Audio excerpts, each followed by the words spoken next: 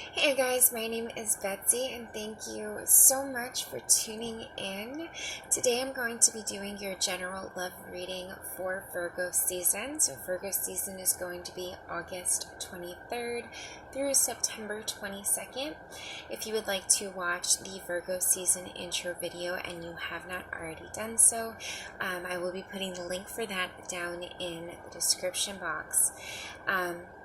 So this reading is going to be for the earth signs. So if you have sun, moon, rising, or Venus in an earth sign, which is Taurus, Virgo, or Capricorn, then this will be the reading for you. Please keep in mind that these are general readings, so not all of the messages are going to resonate with everyone. Please use your own intuition and discretion. If you do find that these messages do resonate with you, I would love to hear the feedback on that down in the comments section. As well, please consider liking this video and subscribing to my channel. I would be extremely grateful. So getting into the cards that we have on the table for you guys for Virgo season, we have the Hawk as your animal spirit card, which is the energy of air. We have the Five of Pentacles, which is earth energy. We have the Devil, which is the card of Capricorn. And then the Lovers, which is the card of Gemini. Then for the Lenormand cards, we have the number 18, the dog. And this did come out in the reverse, where I usually do not read reversals in this deck. Usually it goes off of sort of the surrounding cards, but I did leave this in the reverse because I felt like it was trying to tell a very specific message, and I will be getting into that in just a minute. So then the other Lenormand cards that we have are number 4, the Home, and number 31, the Sun. And then the rune that I pulled for you guys today, this is Northeast. This is the letter N. So with Northeast, this signifies some feeling of lack or not having enough, or some kind of need or desire that needs to be fulfilled. So I feel like with the Five of Pentacles and the Devil card here, you could definitely be dealing with some issues surrounding codependency, an inability to set boundaries for oneself or others, and insufficient self-love and a feeling of self-worth.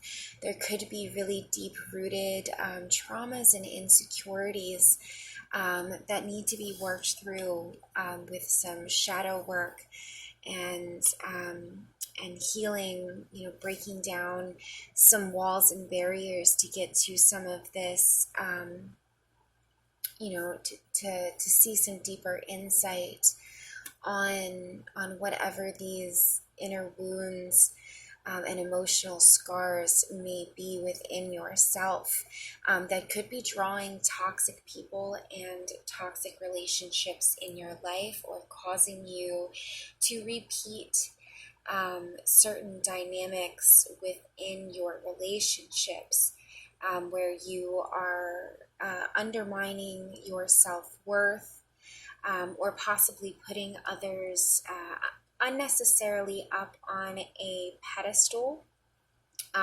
sort of ignoring red flags, or only seeing the good in other people. And this could be something where you are failing to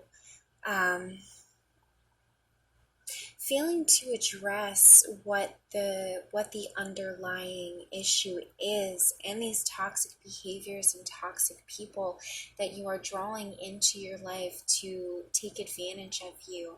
And you need to start establishing more healthy boundaries for yourself, and also coming into a place of integration is what I'm seeing here with the Lover's card and the Sun card. When in doing that shadow work, we're acknowledging this deeper aspect of ourselves that we may have cast aside, or that we allow to subconsciously control us.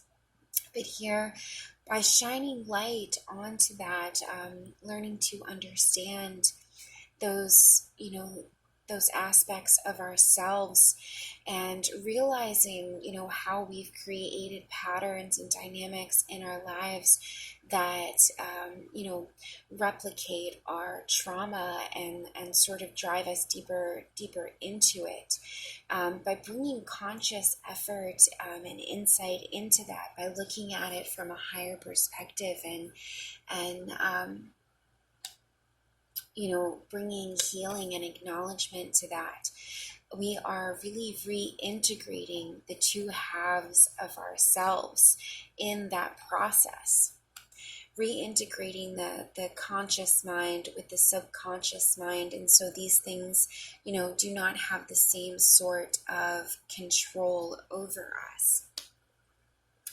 Now, in a personal sense, I also see Nathis as a rune that comes up when dealing with addictions as well, and especially with the Devil card here, and even with this Home card here, I'm getting this sense, that you may be trying to cut yourself off from temptation and recover from some kind of addiction. Now, this could be something like what we were talking before, like a cycle of being addicted to the wrong people, or being addicted to unhealthy relationships, and those codependency dynamics as well. However, this could also be a physical addiction, where one has a sexual addiction, or an addiction to pornography. This could be a drug or alcohol addiction, or addiction to just things that are not advantageous for them, and are possibly really risky or dangerous. This could even be like thievery, or something like that. Vandalism, and anything like adrenaline rush related, or some kind of external gratification, whatever it is. This is a general reading, so take that how it resonates. But I feel like this could be someone needing to go through some time alone to recover, possibly go through a withdrawal period and detox themselves, and not only detox themselves from the actual behavior or the drug itself, but also detoxify themselves on a deeper level, and understanding what drove them to this addiction, or what drove them to this pattern of self-destructive behavior. So bringing some insight into that too, so that you can understand what led you to that point, and that insight is going to be what drags you out of that hole as well, and keeps you from repeating that pattern in this self-awareness.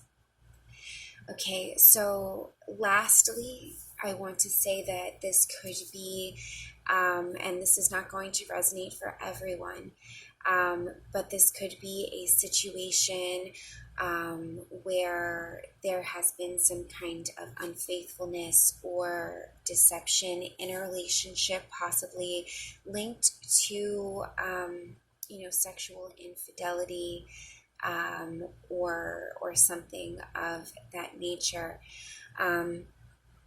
Or there could be at least some accusation or paranoia surrounding this, possibly. Okay, so this could be a situation in which one person is acting outside of a relationship, seeking sexual gratification or validation for self-worth, where you are feeling betrayed by that. Of course, necessarily, it may not be the most healthy situation, but they could definitely be triggering your own feelings of self-worth, or not being good enough for this person, or something of that nature, where this situation could be really trying to trigger some self-growth in that area.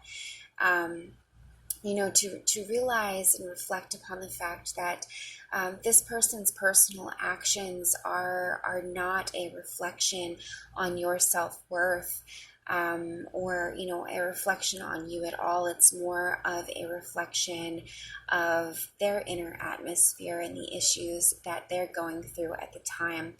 So while we do not by any means need to stick around and remain loyal to someone that is not loyal to us, or continue to allow them to disrespect us in this way. But at the same time, we can still remain empathetic of their situation and what they are going through, and try to see it from a higher level, so that it does not impact us as much on a deeper level.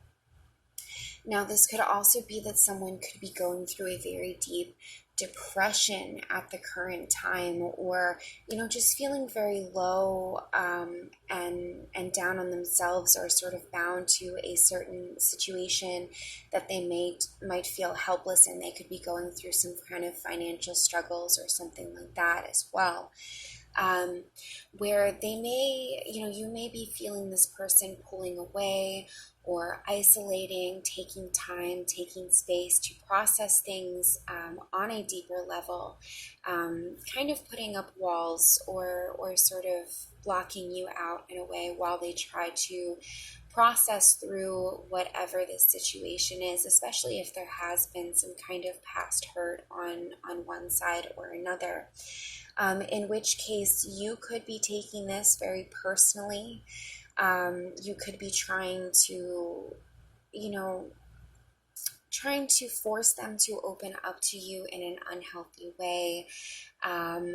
Or this could be, kind of feeling hurt by the fact that they don't trust you, or are not confiding in you in some level. But it could be also that you are not giving this person the space that they need, and respecting the boundaries that they are setting. So there definitely is a need, again, to remain empathetic, and be respectful of other people's boundaries, and look at this as an experience to where, they may have some things that they need to kind of go through on their own. And process through on their own, especially if they are dealing with some kind of addiction, or deep-rooted traumas that they need to really work through. Okay, and again, that's not a personal reflection on you, or personal insult at you. It's just, sometimes people need time and space, and we need to be respectful and empathetic to that, and not allow our own codependent feelings get in the way. Now, this could also be a situation where sort of even without cause, it could be that your own insecurities and anxieties are causing you to self-sabotage, or cause problems, or become overly insecure, jealous, possessive, controlling, etc. within your own relationships. And so there may need to be some level of personal insight, awareness, and understanding into what is triggering these behaviors within yourself as well. Now, if another person is contributing to this on some level, it may be a need to distance yourself from this person, possibly put some space and distance within this relationship while you work through your own issues as well, and hopefully they will do the inner work on their side, especially if this is a situation where you guys are mirroring one another. Now, I want to say that this could be a karmic relationship, or possibly a higher level soulmate, possibly a twin flame relationship in which you are triggering one another and mirroring one another in your soul development and growth, and that, this, whatever situation that you may be in this time, it may be, triggering these insecurities and deep-rooted traumas in order to bring you healing and fulfill some part of a soul contract or joint lesson within this lifetime. But do not chain yourself to that idea. Some people are just bad for us, and like I said, we do need to take the lesson. If there is some insight or awareness that you are gleaning from this situation, take the lesson, take the insight into your shadow side, but also, again, draw the necessary boundaries that need to be drawn. And, you may need to respect yourself enough to walk away from toxic relationships that are not serving you, or toxic people that are, continuously and needlessly triggering your insecurities, or, causing you to feel insufficient within yourself. Okay, but also, if this is a situation that is triggering your shadow side, there could be, again, some benefit to doing some of your own shadow work, and bringing conscious light to some of those dynamics that may be reappearing in your relationships, and the ways that you may be self-sabotaging yourself, or bringing your own insecurities and anxieties needlessly into things. Okay, and I think that is pretty much all of the messages here that I am getting. So, remain empathetic, but again, don't waver in your boundaries, and make sure that you are respecting yourself enough to walk away from patterns and cycles and toxic behaviors and people, that are not serving your highest good and your soul growth here on earth. Okay. And if you are dealing with any kind of addictions, taking the time that you need, and getting the help that you deserve is very important at the current time, without any judgment upon yourself, or allowing other people's judgment or enabling behaviors really allow you to get trapped into that cycle. Have a deep awareness of self, and in a great self-acceptance in order to get through these troubling times, and distance yourself from people that might be bad influences or temptations also, that might keep you trapped in a cycle, which is keeping you from furthering on your life path. Okay, I love you guys so much, and I hope that you find all the strength that you need to work through these difficulties in your current life. If any of these messages resonated with you, I would love to hear that feedback down in the comment section. And again, please consider liking this video and subscribing to my channel. I would be so grateful, you guys. Okay, thank you.